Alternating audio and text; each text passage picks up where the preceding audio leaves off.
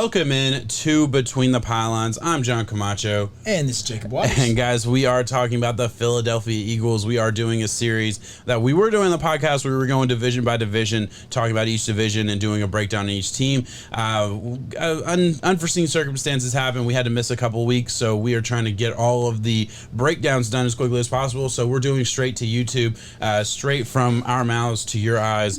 That sounded weird. I shouldn't say that. We'll move on. It doesn't matter. We're in Philly. We're going to talk about the Philadelphia Eagles. We'll break everything down. Give me your raw reaction to the Philadelphia Eagles while I bring everything up here. I don't want to upset anybody, but then again, I know how Philly fans are, and I do think that they can be very, yes, they are a very hardened fan base overall. And in saying that, I don't think it's going to be that good of a year. But I don't think y'all should be surprised at me saying that in the first place, though. This is first-year head coach Nick Ceriani. I wasn't really big on the hire whenever it was first announced, so I'm not going to really sit here and just degrade the guy for that because I got to give the guy a fair chance and see it going forward. It just looks like the deck is stacked against him. Yeah. I don't see this roster top to bottom. I think that this is a bottom 5 talent roster in the NFL. I think you have a lot of old aging contracts that you need to let them get out of their way, and even at those old injured guys. Old guys, they're injured a lot of times too. So you kind of just need to run its course. We get to see Jalen. I'm excited to see Devonte Smith. His route running looks very, very crisp in camp. But for their weaknesses, I just don't think that they address them as good as they should have. I felt like they needed to revamp this wide receiver core. Yeah, so I just didn't like the way that they did it. Yeah, so, okay, so I get I absolutely get everything you're saying there. They've drafted a rookie wide receiver in the first round the past 2 years, so I'll give him credit for at least addressing the position early and often. I totally get what you're saying. I will say, listen, a lot of injuries. Like that's at least fair to point out. One of the more injured teams in the NFL. I don't have the exact stat in front of me, but certainly dealt with their fair share of injuries. And I mean their offensive line ranked 32nd in O-line health. So there were certainly some issues there that if you're assuming health, this could be at least a competitive team, but I've gotten to the point, like, the Eagles and the 49ers are the two teams where it's like, I don't assume health anymore. It's been too many years of consistently being injured, and that is unfortunate. Again, Eagles fans, I'm sorry, I'm just being, fair with, like, the way I think about the Eagles, and, I certainly think that they made moves this offseason, even in the draft, where I feel like they might know this is a soft rebuild, and maybe not a hard rebuild, because they certainly have some pieces. Let's take a step back. Let's talk about Nick Ceriani for a second. Hired, former offensive coordinator for the Colts, but he never called plays. Then gets this head coaching job, and it's so unfortunate because the way social media works nowadays, one bad interview seems to kind of ruin you. It happened with Adam Gase, although I think we already knew what Adam Gase was with the Jets, but he had that weird interview. Sirianni's had a couple weird statements that he said that's gone all over social media. Let's not let that influence us. What do we think we're getting from Nick Sirianni? Oh, man. It's unfair because we didn't really know anything about him ahead of time. That's what I was saying. I don't know what he's going to schematically bring to this team, and I don't know what he's going to be able to try to dig deep and find out of this team because overall, the roster is underwhelming at times. Yeah. No, certainly. Yeah, that's what I mean by, like, address it. Like, when I see a team, yes, the Eagles have done a good job going out and targeting wide receiver in back-to-back drafts, but I wasn't really that high on Jalen Reagor in the first place. Mm-hmm. And I look at a team that really addressed it and tackled it, and I know this is our Eagles video, and I'm going to mention an in-conference rival in the Giants, but the Giants in one season completely revamped that position through free agency. They attacked it through the draft. I felt like they added a John Ross, they added Kadarius Toney, they added a Kenny Golladay. Those are all three fresh, brand-new names, not to mention alongside of a Darius Slayton and a Sterling Shepard. I felt like that was something that when you do it, you do it and you attack it and you see where you're at.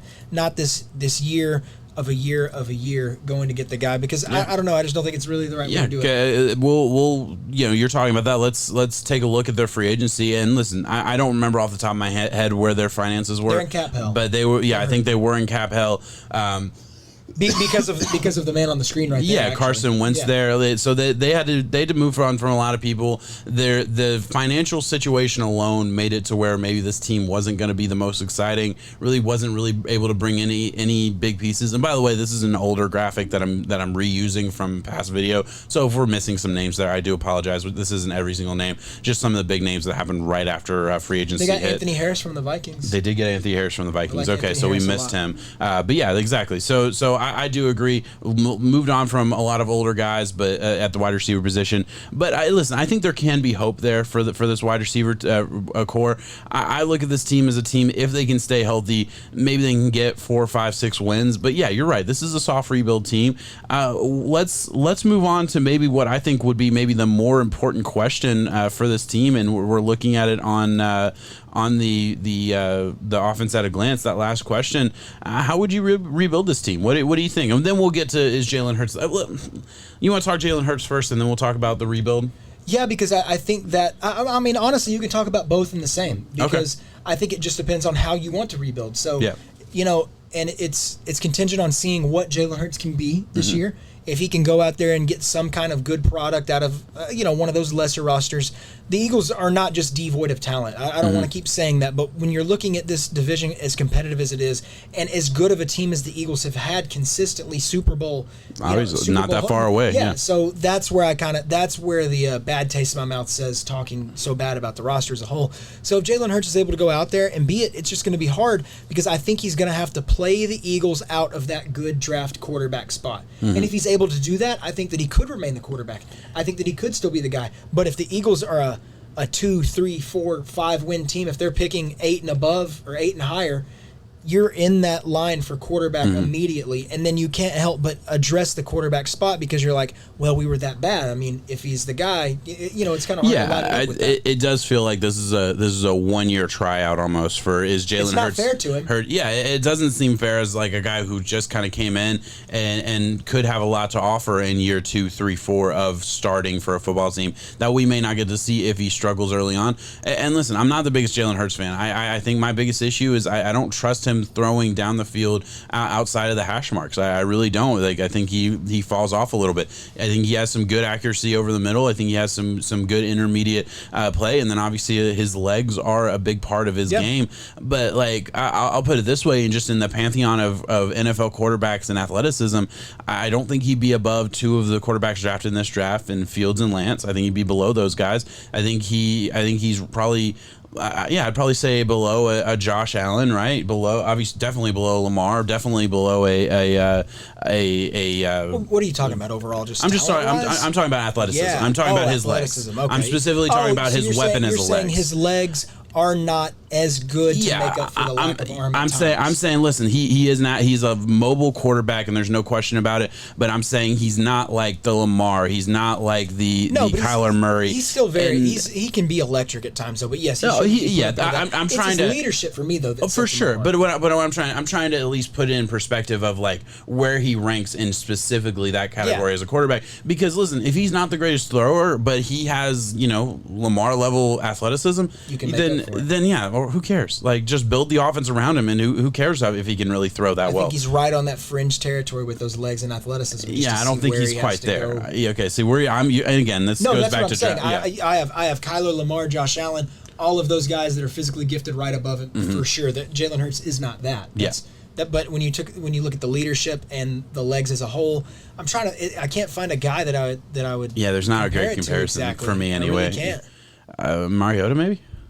I mean, you could say that, I guess. Yeah, I mean, Mariota obviously had the higher pedigree coming out, but I mean, I don't know. I could see. I don't know. I don't think that's a perfect comparison. How would you rebuild though? Would you?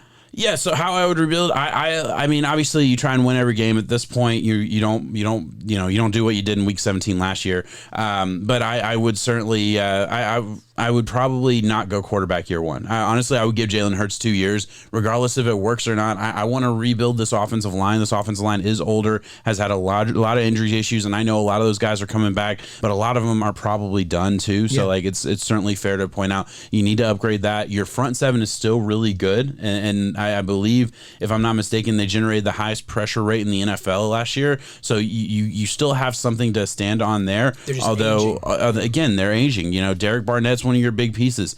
Hey, I saw an article today suggesting a Derek Barnett to the Jets trade. The Jets just lost Carl Lawson for the year. Would the Jets want to do that? Now, it wouldn't really make sense because the Jets are rebuilding. Why would you spend future assets when it's not like you're winning a Super Bowl this year anyway? Yeah. So they're not the type of team that would make that trade. But if Derek Barnett could be on the move, like, if the Dolphins are sitting there, in the driver's seat and they lose one of their top defenders, it wouldn't surprise me a bit if they're like, hey, let's bring in another guy to really make a push. Like, I'm thinking about teams like that. Looking at the same thing for Zach Ertz with an offense that might, go about halfway through. We're getting to the trade deadline. Yeah, I would move on from these older pieces. Yeah. I would. And listen, it wouldn't surprise me a bit if, again, like I'm picking names out of a hat, but like the Patriots, they've had injuries to both of their free agents, tight ends. Both of them have gone down. Gino, Henry had the more serious one, but they've both gone down. Actually, was it John who had the more serious one? Either way, I've seen injury issues with both of those guys. If they're sitting at week 10, not week 10, but I guess week 6, week 7, and both their tight ends are out, and they feel like that's a big part of their offense. Bringing in Zach Ertz to add to that. I'm throwing stuff out there. It'll be hard for the fans to see some of these longtime Philly names though go for some of these prices that they would be going for. It's Zach Ertz is going to go for pennies. That's the problem. And that aspect hurts. Yeah. But overall, listen, build up the offensive line, build up the defensive line, and go from there. I don't view this roster quite as bad as you do. I think you said top or bottom 5 roster. Yeah. I don't totally disagree with that because I get it, but I also would say like some of the younger pieces they do have bright spots. Yeah, like if Devonte Smith hits, that's awesome, right? And I have questions about him. Man, I saw him compared to like the other wide receivers in camp the other day. I saw a picture of him, and just his legs are like this big, and that scares the shit out of me. I don't know. He does not look the part. But he does not, but he certainly plays the part. So we'll see what happens there. I'll put it this way: I don't think this roster has to be a bottom 5 roster. They played like it last year, and I certainly have issues with a lot of that. But I certainly think they can rise above and be a good roster. Maybe not like super competitive playoff roster, but this roster might not need as many fixes. This again could be a very soft rebuild. They very well have a good chance of having 2 first-round picks next year. When you talk about the Carson Wentz thing, the worst it's a second. So you got extra product there, and then again you have pieces that maybe aren't planned for the future that you could send off to other teams and accrue more and more picks, I guess is what I would say. That's what I would do. Yeah, so that's what I would do there. Let's take a look at the rest of the stuff that we have prepared for this video, and then we'll get out of here. First of all, I'll just look at their stats overall, their numbers here. Just I'm obviously very low. I have them at 2 of 15. I didn't like that when it came out, and they're not bottom 5. Yeah, I know. I didn't like that. I think I think if I had a chance. So what we do, just to peel the curtain back, we actually take every single game and pick every single team, every game basically. So I picked every single game, and it just kind of worked out this way to where they would be a 2-15 roster. An entire full season. Yeah, exactly. Yeah. Projected. So stuff like that. There's going to be a team like this where it's okay, I don't really think they're a 2-15 team, but that's just kind of how I projected it. And it's easy to be like, oh, I'd give the Eagles 6 or 7 wins. Yeah, but it's a lot harder when you go down and do it. And as a fan, it's really easy. You give them every game out there, but when you do it for every single team, gets a little bit more difficult, gets a little bit interesting. Hurts, as far as again, I don't want to shit on him, but there's certainly some questions there from a statistics standpoint. Ranked 38th in completion percentage over expected. So when he should be throws he should have been hitting, he was missing. And I think he was like that in college too. I think he was always fairly inconsistent, and he had wow moments. But I think that's a fair thing to say from him throughout his career, and it definitely showed up at the end of last year. And then he was the 6th highest turnover worthy plays, which is kind of in the same realm as far as being somewhat inaccurate. The sad part is that's probably an improvement from Carson. Okay, I don't want to shit on Carson. I don't want to. Carson was in such a bad. I don't know. It's so unfair. I want him to be MVP. Carson. This is the thing, because it's so unfair. Because I was literally about to say Carson had no help around him, and then it's neither did Hurts then either, right? Yeah. I can't have it both ways. I still like Carson. I still believe in Carson, the talent. But you go back and look, and he's throwing to nobodies. There's nobody on that roster that's highly touted. The offensive line couldn't stop, and he was getting locked on targets and definitely having some issues there. Hurts, I mean, shit, you could say the same thing. Yeah, he had a couple guys come back, but they were still hurt. There were still a lot of things there. So listen, I'm gonna bring this back up into a more positive light. The front seven's really good. Hurts could really progress and really surprise us, or certainly surprise me as far as like his ability to win games. Who cares if you're the most talented throwing quarterback in the NFL? If you're winning games, that's all that matters. And I certainly think he has a lot of elements to his game. It didn't matter for Tebow, John. Oh my God! You want to talk about that right now? This is an Eagles video. This is not a podcast. I don't. Anyway, Hurts has a chance to be good. Miles Sanders, I'm not super high on, but he has a chance to be good. All these guys, look, there's a positive spin that I can spin on it, even though we're looking at a graphic that says I have them going 2-15. I'm just going to let that speak for itself. You want to end it there? Do you have anything else you want to say about this Eagles football team? Where do you think the rebuild starts and ends? And do you think Nick what are you expecting? So, I mean, for Nick Sirianni to really get this thing rolling, I think you do need to start acquiring picks. And it started with the Carson thing. So that's where, soft rebuild. Because I do think you have some core pieces that no, this is not a blow up. This is not a 3-year rebuild. This is not you're just down in the dumps. We're looking to be the number 1 overall pick. Philadelphia is a gritty enough team to where they can get in here and they can outperform both of our expectations on the season. Yeah. But, you got to get rid of Zach Ertz. You got to see some of these contracts go. Carson Wentz and that dead one, he's got to free up. So I think in one season, if you're allowed, because Philly's they're a prime football team to go play for. Why would you not want to? So get some money in there, get some draft picks, bring in the free agents, and in a matter of a season or two, depending if you have the right guy, especially at quarterback, because I'm really big on having that, you can make this thing happen. Absolutely agree. We'll end it there, guys. Thank you so much for watching. Like, subscribe, all that good stuff, and we will be back shortly. Peace.